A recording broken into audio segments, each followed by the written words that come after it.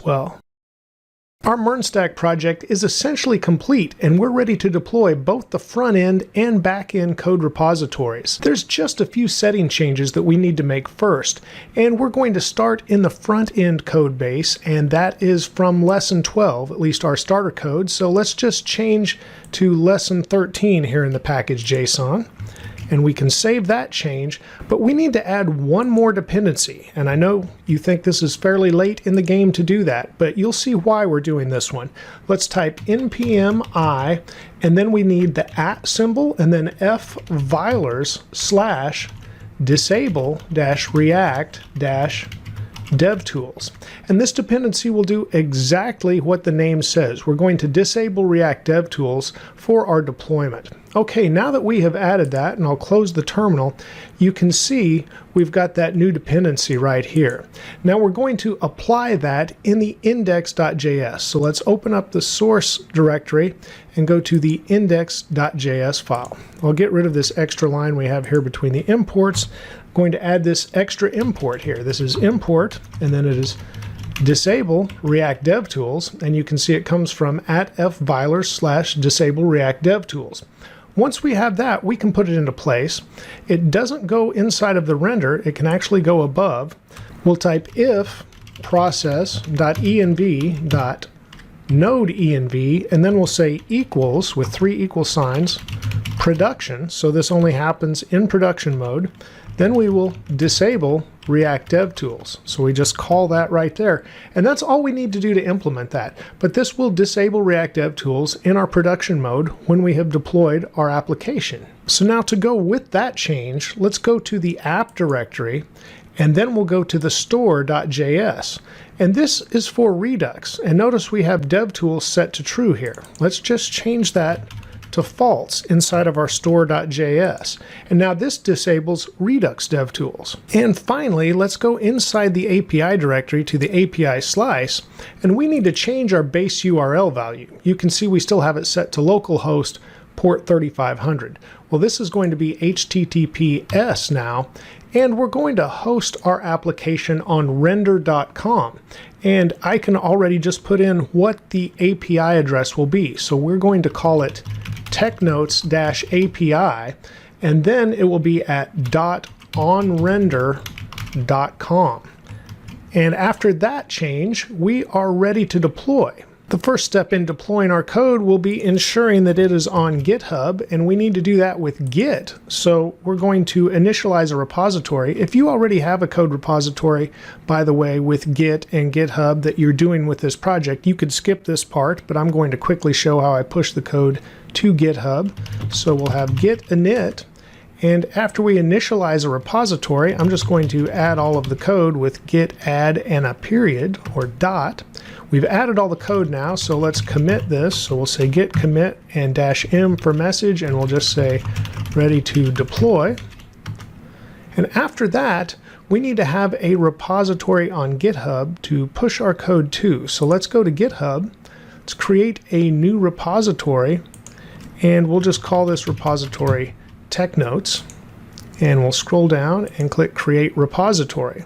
After that, we get a page that tells us what we need to do to push the code, and we have an existing repository on our computer, so we can do this from the command line. We need these 3 lines. I can just click the little icon over here to copy all 3.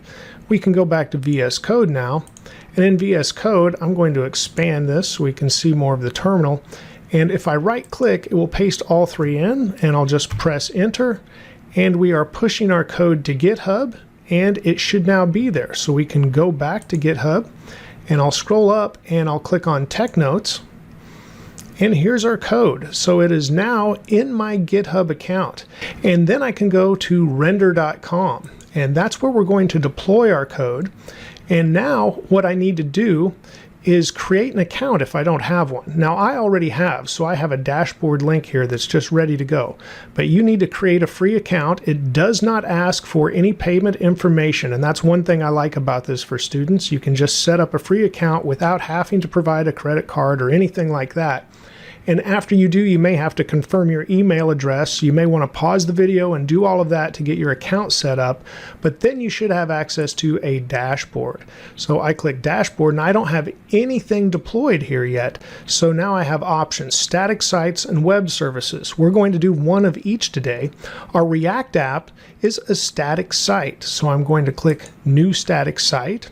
And it says connect to repository. So one thing you'll do when you set up your account is connect your render.com account to GitHub. And you can see mine's already connected over here. So you want to make sure you do that. After you connect GitHub to render, and you could probably log in with that if I remember right, but double check that. Either way, once you have your GitHub connected, you can see your repositories here, and you can see tech notes from my GitHub account is right here. So I just want to click connect. Now I'm connecting the repository, and now I need to put in a name here. And so I'm going to do the same thing. I'll call it tech notes. And then it has a few other questions. I'm using the main branch of my code repository.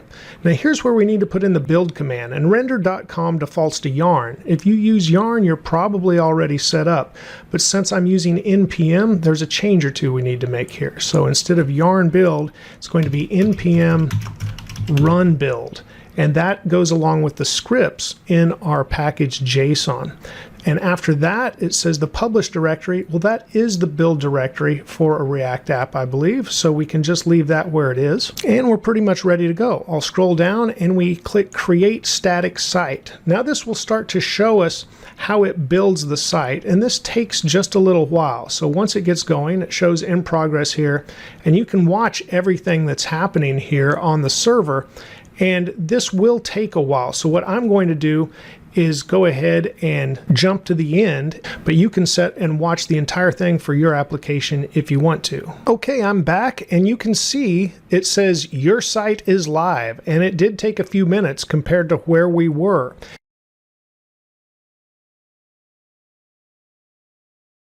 And that's okay. Even after it says your site is live, you might give it just a little bit of time, and that's fine. But let's scroll the window back up, and it gives us our URL right here, which is technotes.onrender.com, and we can copy it, or I could just right click and open in a new tab.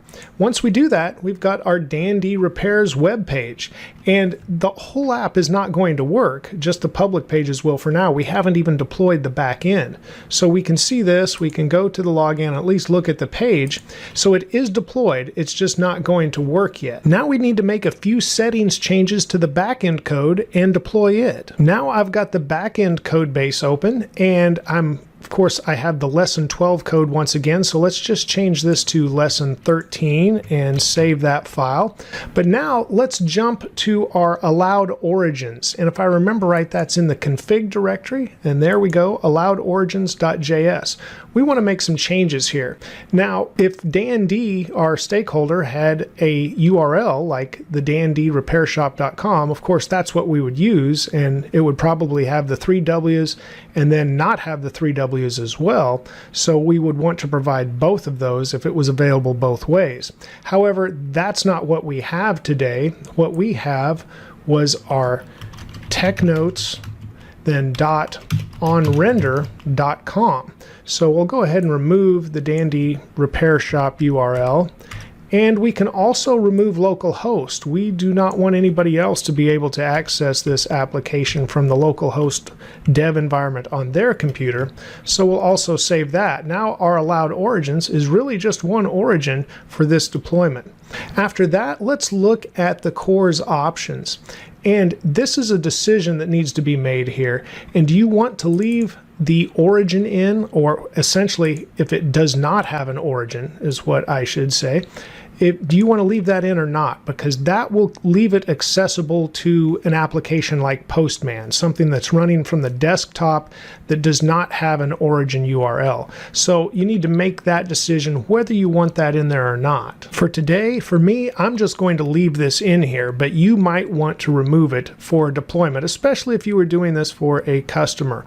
Okay, after that, the only other thing I want to highlight is we do have the .env file that should not be pushed pushed to GitHub. You never want to share your environment variables on GitHub. So that should be listed in your git ignore file. .env should definitely be in a .gitignore file before we do anything about pushing the code to GitHub. Okay, now that I've gone over that, let's go ahead and open up a terminal window again, and I'm going to initialize a Git repository, so git init. And once we have that initialized, I'll git add and dot just to add all of the code, and then git commit -m, and here I'm going to say ready to deploy backend. And now that I've committed all of the code, we're ready to go back to GitHub in our browser. So let's do that. And we're here at the Tech Notes repository. Now let's create another new repository for the backend code. So I can go to my repositories, and there it has the new button as well. So I'll create a new one, and I'm going to call this TechNotes-API. And now that that repository name is available, we'll scroll down and create that repository. Shouldn't take long. We once again get the code that we need to run from the command line to push our code to GitHub. So I'm going to copy that, go back to VS Code, and in VS Code I'm going to expand the terminal just so I can see everything, and when I right click, puts all 3 lines here inside of the terminal. I just need to press enter once, and it's going to push my code to GitHub, and it should be complete. We'll go back to Chrome, and let's see if we have the code inside of GitHub now at the TechNotes-API. There it is, and now we should be able to find it inside of our render.com account when we click new. So let's click new, and now this will be a web service. This is going to be a Node.js REST API. And you can see we have TechNotes-API available right here, so we will connect. And now let's provide a name here, and I will just say TechNotes-API as well. Looks like the node environment, that seems fine. Your region may be different than mine. The branch will be main, and now we have a build command to put in. And for our node project here, this will be npm install. So this will install all of the dependencies that are needed. And then we have a script here, and instead of saying node server.js, we can just say npm start because we have the start script in our package JSON. From there, let's scroll down, and you can see it has the current free plan highlighted, and that's exactly what we want. So let's just create a web service. Once we do this, we'll be able to enter in our environment variables. And so as this deploys, we can see it's in progress. Let's click environment over here, and we can add environment variables. You could also browse to your .env file, and they will accept it that way. But I'm going to add them over here, and there's one extra one that we need to add, and that is the node version that we want to use. So I'm going to say node_version. Here I'm going to put 16.16.0 because that's the one we're using. After that, we need to go ahead and paste in the other environment variables we have, and that includes the database URI. That also includes the access token secret, so I'll bring that over. And then we can add one more, and that is going to be the refresh token secret. Now I will go ahead and cut away to enter my values so you don't see those, and you can enter your values and come back. Okay, my values are now entered, and I want to click Save Changes. And so those changes have now been saved. Let's look at the Events tab here, and you can see the deployment is changed because the environment was updated. So this is the deploy we want to watch right here. So I'll click Deploy. Once again, this takes a while. This takes longer than the React app on the front end. So we'll just want to watch this. And of course, you can watch the entire thing. I'm going to cut away and come back. Okay, I am back, and it has completed. And we can see the last few messages, and that did take several minutes. It says build successful, but even after that, it was deploying, and then it detected the node version that we put in with the environment variable, and it started the service with npm start. And then we start to see things that we would normally see in the console as well. So let's scroll back up, and let's look at the log, which would be the console for Node.js. And you can see the last several messages were also logged here in this console. Okay, now that we've got that, and you still might want to give it a minute or two after it says it is up and running to go ahead and propagate out everywhere. But then we could go ahead and right click and we should see our splash page that we created if we launch this. And right now we still don't have the CSS, and if I reload, there we go. We've got the CSS now, so it was just getting ready to share everything. I don't like that full white page. I like the darker page myself. Okay, so now we know our TechNotes API is up and running, and that means our front end should now be ready to interact with MongoDB and the back end that we have. So let's hit the employee login, and we'll go ahead and enter in Dan D, our stakeholder, and I'll enter in his password. If you have a different user, you can do that, and I'm going to tab on down and say trust this device as well. And then sign in. We've got our spinner. I want to say never as far as saving the password for this, but everything looks like it's working as it should. Let's see if we can see the tech notes. We got those right away because we prefetched that data. We didn't even have to see a spinner to wait. That's great. Now we can see the edit note. It seems to be working fine. So let's go back to the user list. You can see Dave is inactive on the user list, and it has a different color rather than active. And everything seems to be working good here as well. We went to that edit user page already, so that's great. We could, of course, enter in a new note or try a new user, all of those things, but we've tested that out already. We won't spend time on that during the video. Everything seems to be good for the application, and it's nice and fast. I'm going to go ahead and log out, make sure that works too.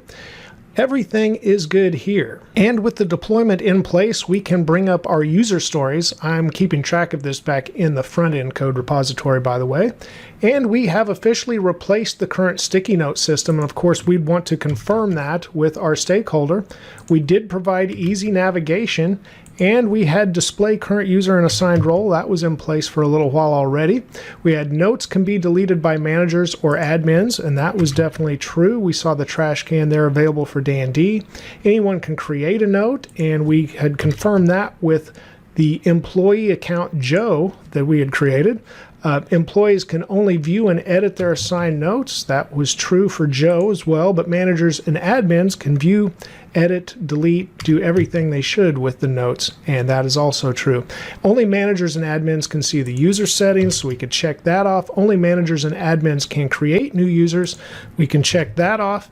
And desktop mode is most important, and that's essentially what we looked at with full screen, but it should be available in mobile. Let's go into Chrome, and we've got the web app open. I'll open up DevTools, and I need to click away. Yeah, Chrome has been a little buggy for me lately on the DevTools. I don't think that's anything to do with our app. Here we see it in an iPhone 6, 7, and 8.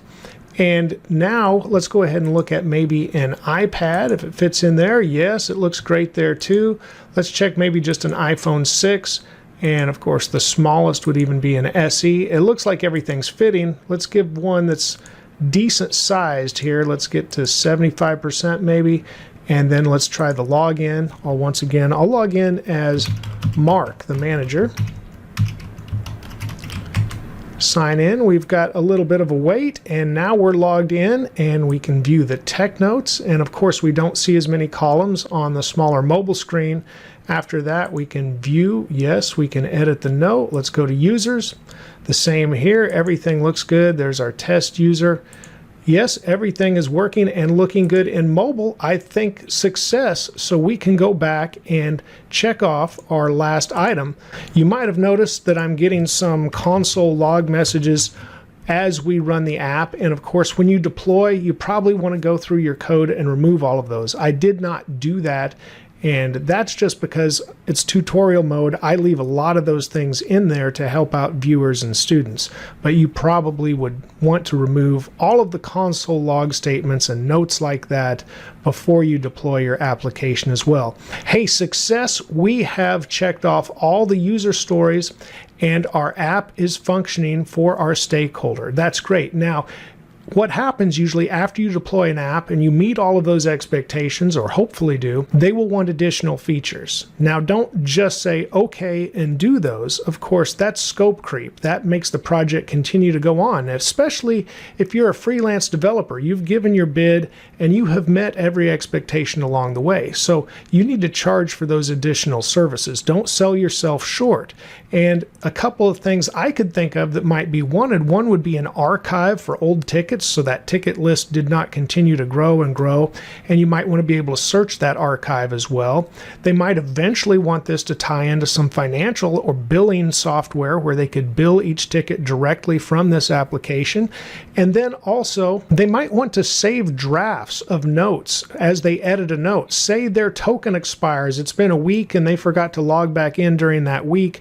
Well, they'll get a notice. They won't be able to save that draft. So that's something else I would suggest. And you may think of many more things that you could add to this application. Again, just remember to don't say okay and just add the extra features without charging more. Don't sell yourself short on your effort. Congratulations, though. You